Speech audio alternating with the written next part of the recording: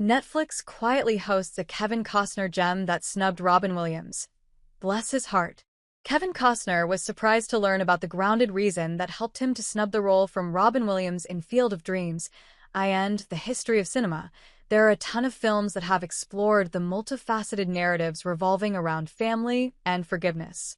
However, none has done it like the American classic, Field of Dreams, featuring Kevin Costner in the limelight. One may ardently claim that it's another sports film about redemption.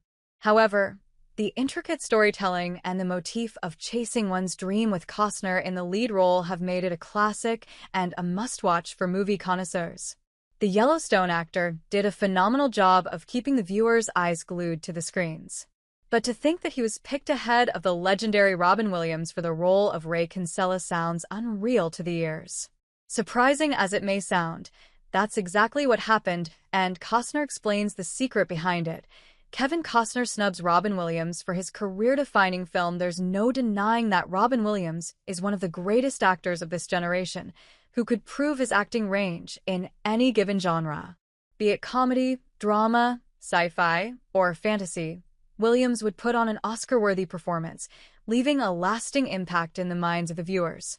Hence, even after his tragic demise in 2014, he still has a significant fan following around the globe, often watching his films in his remembrance. He was at the peak of stardom in Hollywood, where every director wanted to make a film with him. However, such was not the case with Phil Alden Robinson, the director of the 1989 sports fantasy film, Field of Dreams, because he believed Kevin Costner was more fit for the role. This notion raised a lot of eyebrows, but the director had a vision and explained how the role of the Iowa farmer, Ray Kinsella, was tailor-made for him. During an exclusive interview with GQ, Costner recollected how he went to ask Robinson about choosing him and not the Good Will Hunting actor. He asked, "There is an interesting thing, cause Robin Williams, bless his heart, there was a moment when I asked the director, I said, Robin Williams is a big star, as big as you ever want to get."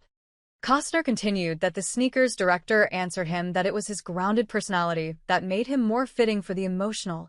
He feared that Williams' witty personality would tone down the emotional resonance that centered around the film.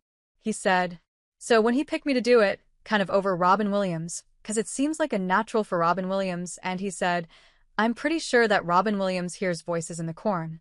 I'm kind of sure that you don't. They're going to end up believing you, Kevin, because they're going to see how it works."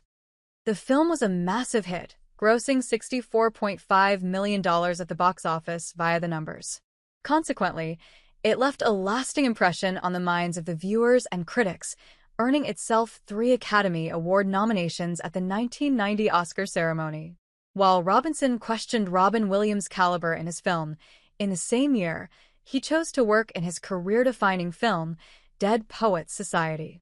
The film was a massive hit, grossing $239.5 million at the box office via the numbers. Additionally, in the same year, his film was nominated in 4 categories at the Academy Awards and won the Best Original Screenplay category.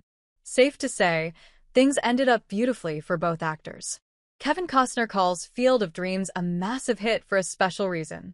The 1989 film played a humongous role in Costner's acting career in Hollywood, establishing him as one of the A-tier celebrities.